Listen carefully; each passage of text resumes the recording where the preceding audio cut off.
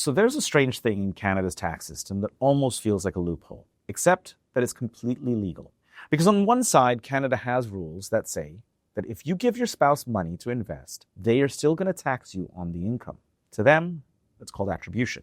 On the other side, unless you structure it in a very specific way. And that way is called a prescribed rate loan. A prescribed rate loan is simply a legal loan between spouses set at a government-approved interest rate that allows future investment growth to be taxed in the lower income spouse's hands instead of the higher income spouse's hands. That's the idea. Now, this isn't a hack. It's written directly into the Income Tax Act. It's allowed, but it does have rules. And if you break those rules even once, the strategy can fall apart permanently. So here's how it works. Let's say one spouse earns $400,000 a year. The other earns $35,000 a year. There's a big tax difference.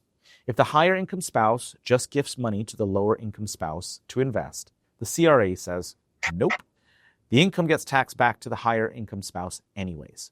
So there's no tax benefit. But instead, the higher income spouse lends the money at the CRA's prescribed interest rate. Something changes. Now, it's not a gift. It's a real loan.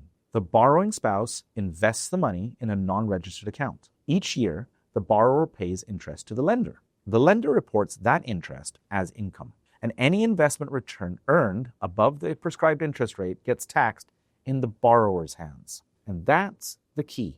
Now, here's what makes this interesting. The prescribed rate is set every quarter by the CRA.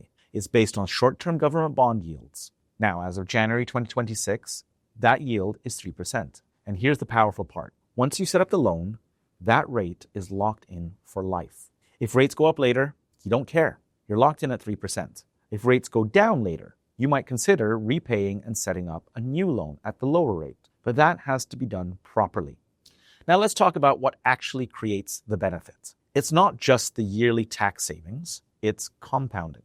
Because the investment growth above the 3% loan builds up inside the lower income spouse's account, and since they're in a lower tax bracket, more of that growth stays invested.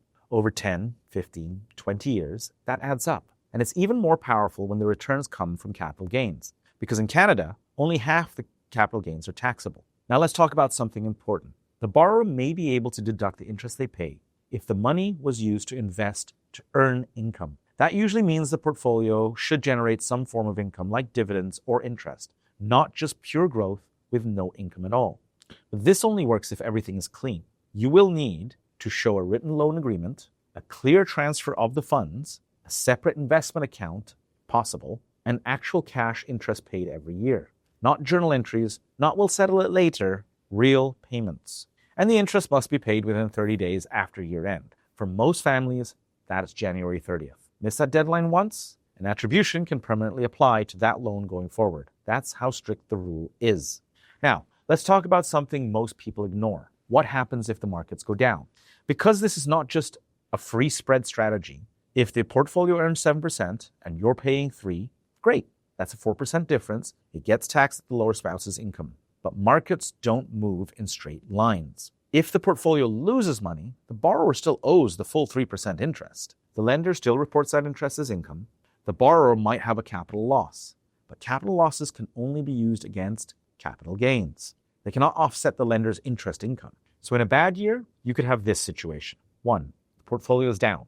2, the borrower still has to pay interest. 3, the lender still pays tax on interest received. 4, the family absorbs investment losses. And that's an asymmetrical downside. For families moving 1 million, 3 million, 5 million or more, this matters.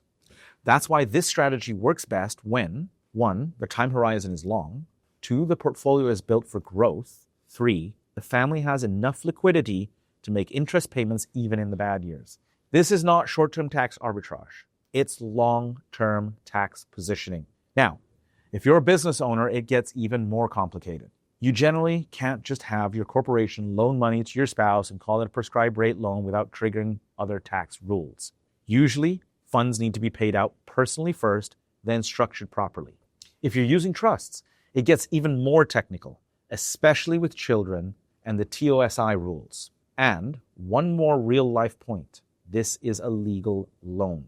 If spouses separate, the loan still exists. If one spouse passes away, It then becomes part of the estate. So, it has to fit into your overall estate and a family planning strategy.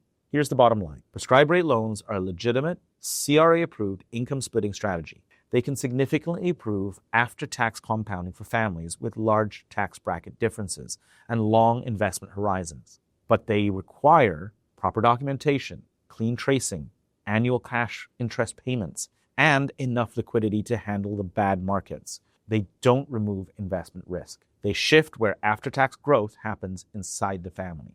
Done carefully, they can be very powerful. Done casually, and they can create problems. If you want to see whether this fits into your broader wealth plan, it's worth running the numbers carefully with your accountant and advisor before doing anything.